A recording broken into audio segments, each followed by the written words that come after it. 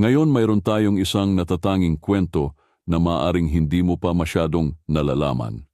Ang Tansong Ahas. Ang kwentong ito ay matatagpuan sa Aklat ng Mga Bilang, Kabanata 21, talata 4 hanggang 9. Kaya't manood at makinig ng mabuti at simulan na natin. Ang mga Israelita ay nasa isang mahaba at mahirap na paglalakbay mula sa bundok ng Hor, palibot sa lupain ng Edom, patungo sa lupang pangako. Sa hirap ang paglalakbay, ang mga tao ay tila nawalan na ng pag-asa. Ang kanilang pagkadismaya ay umabot sa sukdulan, at sila'y nagsimulang magsalita laban sa Diyos at kay Moises na sinasabing, "Bakit mo kami dinala mula sa Ehipto upang mamatay sa ilang? Wala nang tinapay, wala nang tubig, at nasusuklam na kami sa walang kwentang pagkain ito." Bilang tugon sa kanilang mga reklamo, nagpadala ang Diyos ng mga makamandag na ahas. Maraming Israelita ang natuklaw at ang ilan sa kanila ay namatay.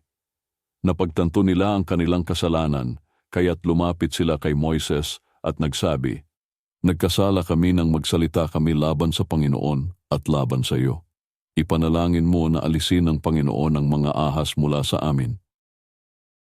Nanalangin si Moises para sa mga tao at nagbigay ang Diyos ng isang natatanging solusyon. Inutusan niya si Moises na gumawa ng tansong ahas at ilagay ito sa isang poste. Sino mang natuklaw ay dapat tumingin dito upang mabuhay, sabi ng Diyos. Sumunod si Moises at gumawa siya ng tansong ahas.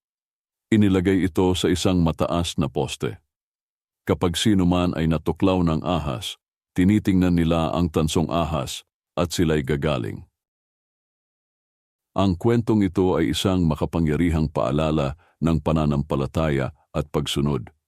Sa gitna ng kanilang pagdurusa, ang pagkilos ng mga Israelita na tumingin sa tansong ahas ayon sa utos ng Diyos ay nagdulot ng kagalingan at buhay.